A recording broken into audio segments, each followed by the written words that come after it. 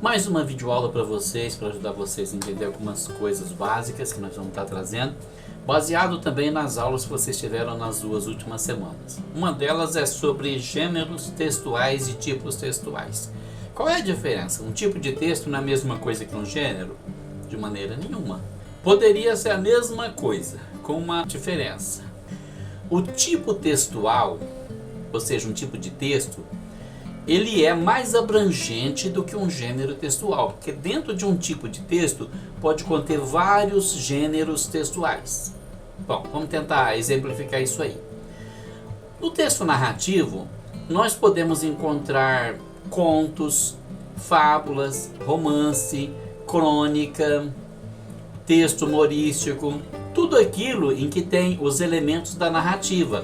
Quais são os elementos da narrativa? São 5, lembra dessas características? Primeira característica, sequência de enredo. Segunda característica, personagens. Terceira, tempo. Quarto, espaço. E quinto, foco narrativo. Relembrando, sequência de enredo, aquela sequência de acontecimentos que acontece dentro de uma narrativa. Uma coisa que vem depois da outra. Primeiro um fato, depois o outro e o último fato que conclui a história. Personagens são aqueles seres que vivem na história que nós contamos, que nós ouvimos, que nós lemos ou assistimos.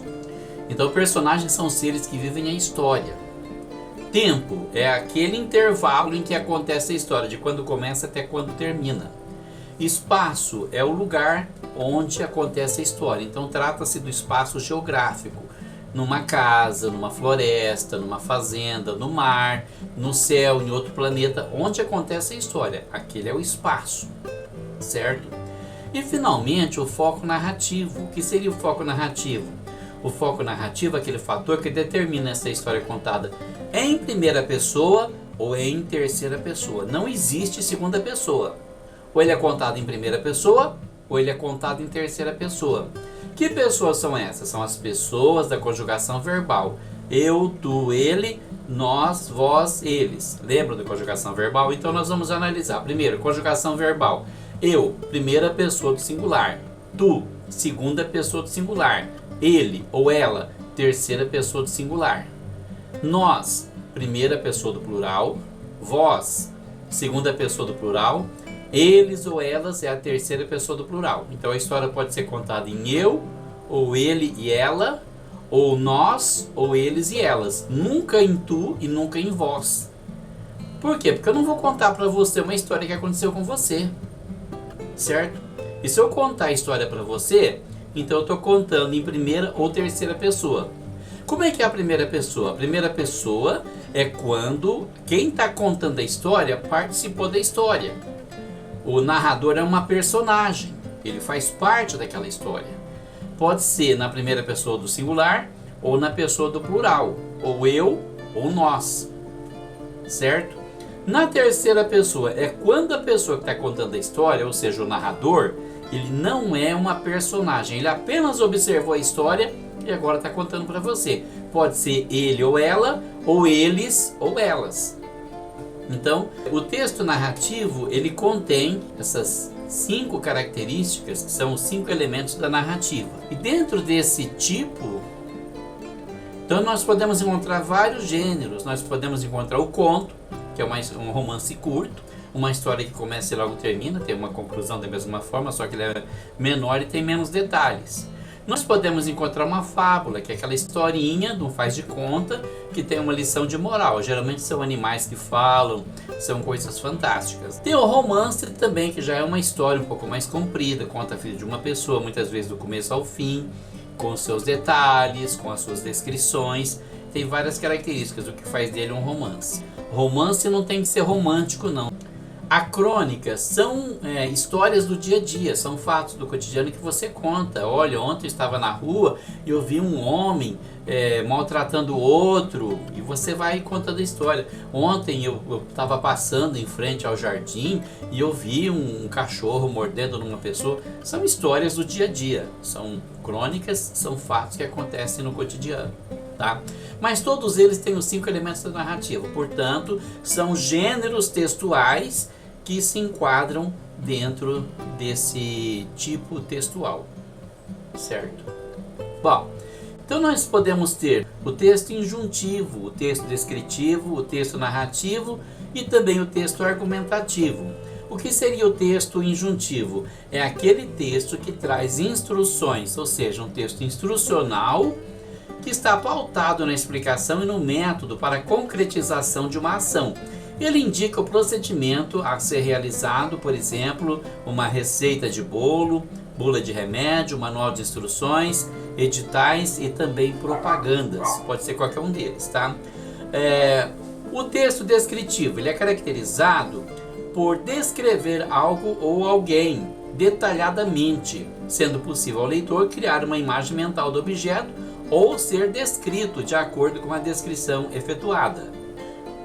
O narrativo refere-se aos textos que contam uma história.